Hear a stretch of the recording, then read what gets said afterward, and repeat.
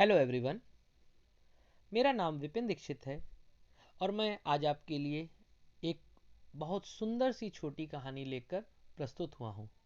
ये कहानी हमको कुछ सीख देगी कि हमें कभी भी किसी भी कार्य को पूरे मनोयोग से करना चाहिए, चाहे वो हमारा आखिरी कार्य ही क्यों ना हो।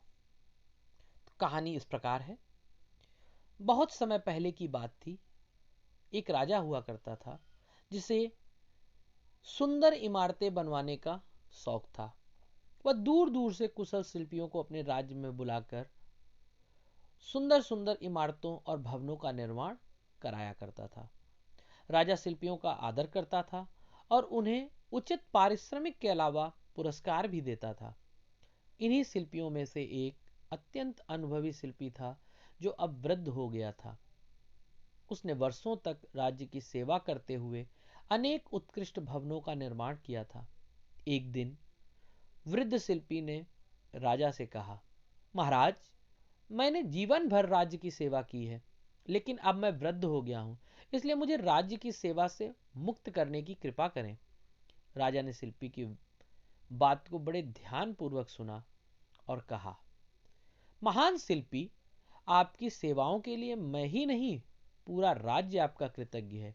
आपको सेवानिवृत्त होने का पूरा अधिकार है, लेकिन मेरी ख्वाहिश है कि सेवानिवृत्ति से पहले आप मेरे लिए एक भवन और बनाओ जो आज तक बने हुए सभी भवनों से उत्कृष्ट हो। शिल्पी राजा की ख्वाहिश को कैसे टाल सकता था। वह भवन बनाने के काम में जुट गया, लेकिन बेमन से। उसने उस श्रेष्ठता व उत्कृष्टता का परिचय नहीं दिया जिसकी उससे अपेक्षा की जाती थी। बस किसी तरह भवन पूरा कर दिया और राजा से पुनः सेवा मुक्ति की प्रार्थना की। राजा ने कहा, मैं आपकी कला से अत्यंत प्रभावित हूं और इसीलिए मैंने इस भवन का निर्माण कराया ताकि इसे पुरस्कार के रूप में मैं आपको प्रदान कर सकूं। शिल्पी प्रसन्न तो हुआ, लेकिन उसे इस बात का बेहद अफसोस हुआ कि उसने इस भवन को पूरे मन से नहीं बनाया और इसमें अनेकों कमियां रह गईं। तो यह कहानी हमें यह सिखाती है कि हमें कभी भी जीवन में अपने कार्यों को पूरे मनोयोग से करना चाहिए, पूरी तन्मयता और तत्परता के साथ करना चाहिए हमेशा, चाहे वह हमारा आखिरी काम ही क्यों ना हो। अन्यथा हमें भी उस शिल्पी की तरह जीवन में पछताना पड़ सकता है और ये हमारे लिए अच्छा नहीं होगा।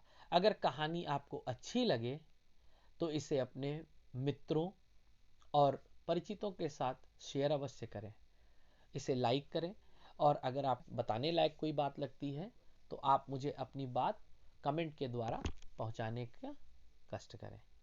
धन्यवाद।